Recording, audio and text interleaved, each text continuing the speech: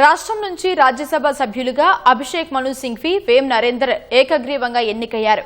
కాసేపట్లో అధికారికంగా ప్రకటించనున్నారు.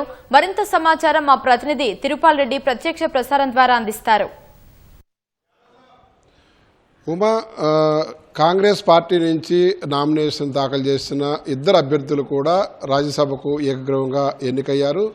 ఈ నెల 5వ తేదీన కాంగ్రెస్ పార్టీ తరపు నుంచి అభ్యర్థులుగా అభిషేక్ మను సింఘ్వి, అదేవిధంగా వేం నరేందర్ రెడ్డి ఇద్దరు కూడా నామినేషన్లు దాఖలు చేశారు. వీళ్ళిద్దరితో పాటు ఒక స్వతంత్ర అభ్యర్థి కూడా కంటే సాయన్న అనే వ్యక్తి కూడా నామినేషన్ దాఖలు చేశారు.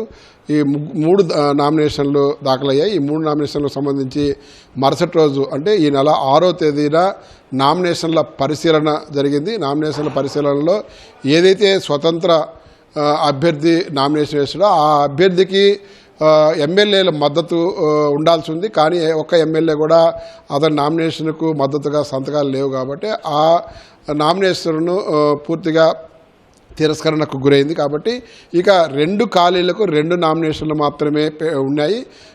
ఈవేళ నామినేషన్ల ఉపసంహరణకు గడువు ముగిసింది. ఈవేళ మధ్యాహ్నం 3 గంటలకు గడువు ముగిసింది. గడువు ముగిసిన తర్వాత ఆ ఇద్దరు కూడా 2 స్థానాలకు సంబంధించి ఇద్దరు కూడా ఏకగ్రీవంగా ఎన్నికైనట్టుగా భావించవచ్చు. దానికి సంబంధించింది అధికారికంగా వాళ్ళకు ధృవీకరణ పత్రాలు ఇచ్చేదానికి అధికారులు సిద్ధమవుతున్నారు. ఇప్పటికే ఎన్నికల సంఘానికి ఈ విషయాన్ని చేరవేశారు. ఎన్నికల సంఘం అనుమతి రాగానే ఈ ధృవీకరణ పత్రాలు అధికారికంగా ఇస్తారు. మరి కాసేపట్లో ఈ ప్రక్రియ కొనసాగుతుంది. ఇప్పటికే వేం నరేందర్ రెడ్డికి సంబంధించి ధృవీకరణ పత్రాలు ఇచ్చేటప్పుడు హాజరయ్యేదానికి పలువురు మంత్రులు ఇక్కడికి చేరుకున్నారు.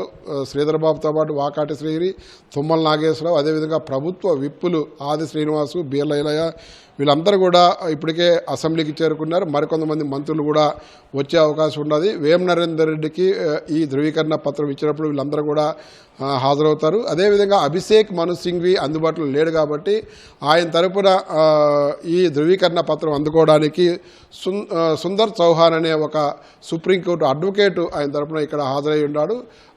అభిషేక్ మను సింఘ్కి సంబంధించిన ధృవీకరణ పత్రాన్ని సుందర్ చౌహాన్కు అందజేయనున్నారు.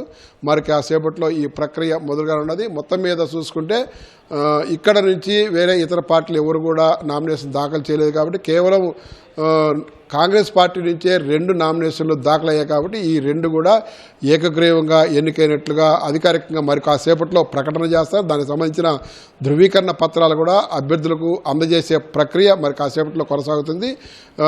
కొనసాగిన తర్వాత ఈ 1-2 రోజుల్లో రాజ్యసభలో వీళ్ళు ప్రమాణ స్వీకారం చేసే అవకాశం కూడా ఉండదని పార్టీ వర్గాలు చెప్తున్నాయి.